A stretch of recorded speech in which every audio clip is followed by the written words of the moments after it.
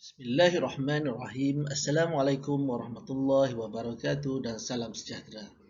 Alhamdulillah dapat kita bertemu untuk sesi taklimat pendaftaran tahun 1 sesi 2022-2023. Meskipun kita tidak dapat bertemu secara bersemuka, setidaknya taklimat pendaftaran tahun 1 ini dapat memberi sedikit gambaran kepada tuan-tuan dan puan-puan untuk pendaftaran anak tahun 1 sesi 2022 ini. Saya di sini berkongsi maklumat asas Sekolah Kebangsaan Sentosa. Guru Besar Encik Syahrum bin Husin, penolong kanan pentadbiran Puan Aziani bin Muhammad, penolong kanan Hal Ehwal Murid Encik Saiful Azhar bin Syari, penolong kanan co-curriculum Encik Yusaini bin Ahmad, penolong kanan pendidikan khas Encik Muhyiddin bin Tasripin. SK Sentosa juga mempunyai 50 orang guru dan 10 orang staf. Di samping itu juga terdapat 17 kelas perdana, 4 kelas pendidikan khas dan 3 kelas prasekolah.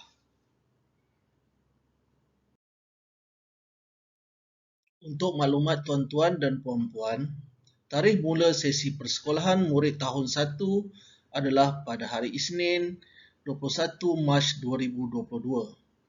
Murid tiada penggiliran dan akan hadir sepenuhnya secara bersemuka.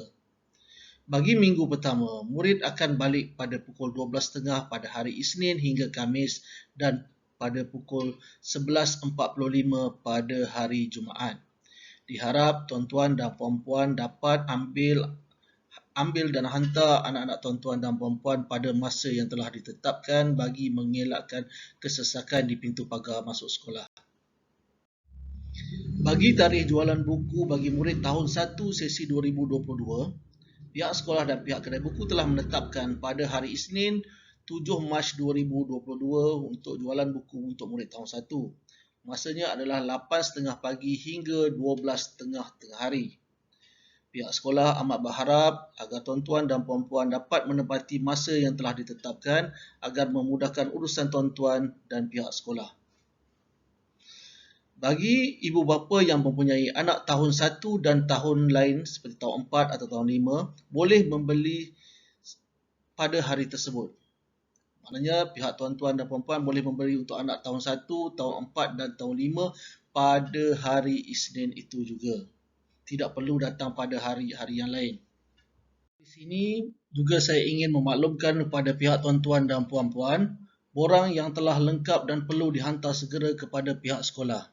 Yang pertama, borang maklumat murid, borang permohonan program DLP, borang bantuan PB1 bagi pendapatan 3,000 ke bawah, borang imunisasi dan 2 keping gambar berukuran pasport. Dokumen-dokumen di atas, tuan-tuan dan puan-puan bolehlah mengambil di pondok pengawal mulai 7 Mac 2022. Kemudian pihak tuan-tuan dan puan-puan perlulah memulangkan borang yang telah lengkap ke pondok pengawas sekolah sebelum atau pada 18 Mac 2022. Jika tuan-tuan dan puan-puan telah melengkapkan dokumen tersebut dengan kadar, segera tuan-tuan dan puan-puan boleh menghantarnya ke pondok jaga pada bila-bila masa sahaja sebelum 18 Mac 2022.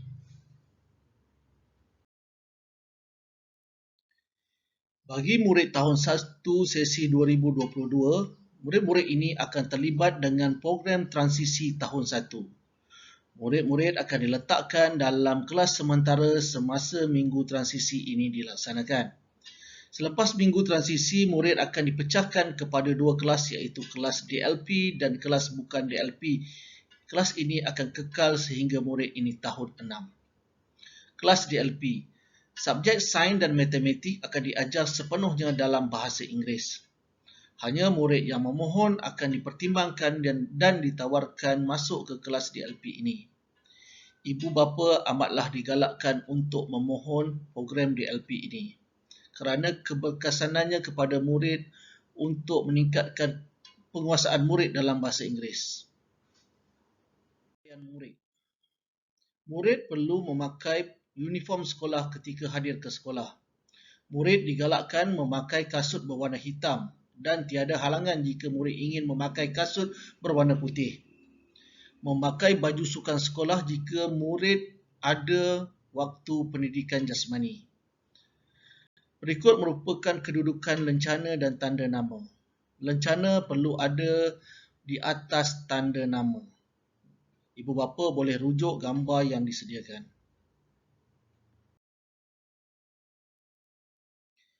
Murid wajib memakai pelitup muka di dalam kawasan sekolah. Pemakaian pelitup muka berganda amatlah digalakkan. Ibu bapa perlu membekalkan anak-anak sebelum hadir ke sekolah dengan pelitup muka. Pelitup muka ini tidak dibekalkan oleh pihak sekolah. Waktu rehat dan makan murid. Semua murid makan di dalam kelas semasa waktu rehat dengan seliaan guru. Tiada pesanan terus atau belian terus kepada kantin sekolah. Murid atau ibu bapa perlu membuat pesanan sehari sebelum sesi persekolahan kepada pihak kantin melalui grup WhatsApp kelas. Bagi ibu bapa yang tidak sesuai dengan menu yang disediakan atau atas ketidaksesuaian kepada anak tuan-tuan dan puan-puan, bolehlah membawa bekalan daripada rumah. Bekalan dari rumah amatlah digalakkan. Bagi murid bergejala, murid tidak dibenarkan hadir ke sekolah sekiranya bergejala daripada rumah. Sekiranya murid didapati bergejala ketika di sekolah, ujian saringan COVID akan dilaksanakan di peringkat sekolah. Sebelum saya mengakhiri taklimat saya, suka saya berkongsikan beberapa soalan yang telah diajukan kepada saya oleh ibu bapa murid tahun 1. Yang pertama, pada 7 hari bulan 2 2022, iaitu pada hari Isnin ini, adakah murid pendidikan khas terlibat dengan jual pembelian buku untuk tahun 1? Murid pendidikan khas tidak terlibat dengan pembelian buku untuk murid tahun 1.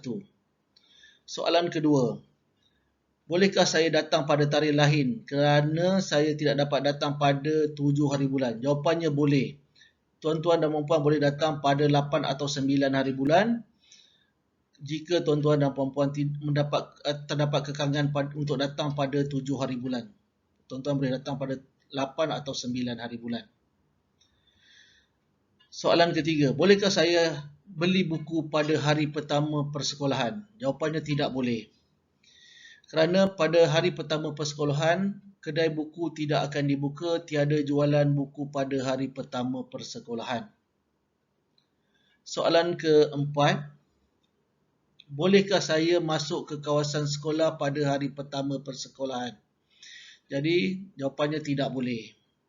Tiada urusan dibenarkan untuk ibu bapa masuk ke dalam kawasan sekolah pada hari pertama sesi persekolahan.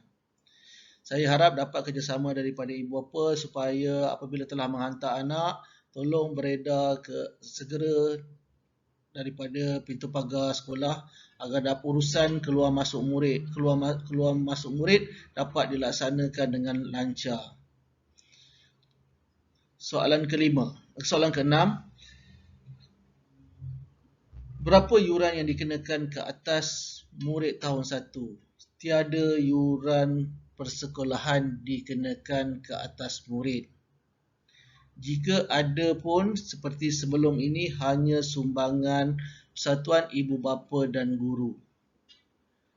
Jumlah sumbangan itu adalah bergantung kepada hasil persetujuan dalam mesyuarat PIBG yang akan dimesyuaratkan kelak.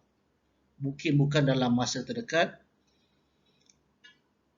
Jadi ibu bapa tidak perlu risau untuk bayaran dalam masa terdekat ini. Tiada bayaran yang dikenakan setakat ini.